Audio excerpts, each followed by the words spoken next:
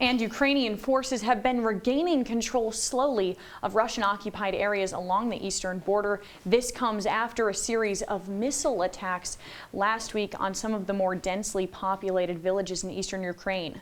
Ukrainian President Volodymyr Zelensky says that Russia must be held accountable for its intense attacks that have killed many Ukrainians. Here to explain more on the strategies at play between Russia and Ukraine is Talking Points analyst Ericka Love. Thanks, Tegan and Chile. As Russia continues to occupy cities all along the eastern border of Ukraine, Ukrainian soldiers have strategically targeted some of Russia's biggest strongholds. Over the weekend, Ukrainian soldiers were able to strike supply lines for thousands of Russian soldiers while also attacking a courthouse serving as a temporary headquarters for the Kremlin. The Ukrainian army has been seeking to isolate the estimated 25,000 Russian occupants in the eastern region along the Dnipro River. Ukraine also hit the area with missiles to limit any source of supply to the Russian army.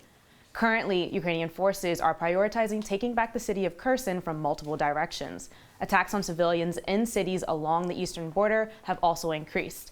The British Ministry of Defense has warned that Russia is likely to increase its attacks on civilian targets as it continues to suffer battlefield defeats. So, Ericka, what strategy does Russia seem to be using in this eastern part of Ukraine right now? Well, Russia has lost a lot of things so far in the last couple weeks. They've been recently targeting civilians and civilian infrastructures because of these defeats. There have been firefights all throughout the streets of Ukraine. The only regional city in the area that is still under Russian occupancy is the city of Kherson. But currently, Ukrainian fighters are constantly trying to start these firefights to tire out the Russian army in the hope that they surrender or retreat. But the Russian army doesn't seem to be withdrawing from any of the area. And of course, we've been talking about this conflict for a really long time on Talking Points now. We've talked about what the U.S. has done for Ukraine and what they're kind of continuing to do. So could you give us a little bit of an update on what the U.S. is doing to help Ukraine right now? Yeah, so we heard last night from President Biden on CBS that he's just urging President Putin not to use nuclear weapons, not to use chemical weapons, especially not on civilians. His thing is, this would change the face of the war, especially considering the changes since we've had World War II.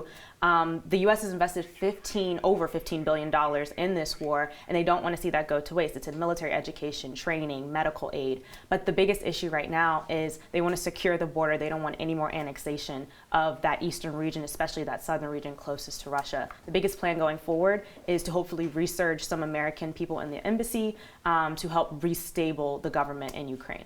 And of course, we're expanding this coverage every single episode, and we actually want to toss to Chile right now to discuss even more about this war.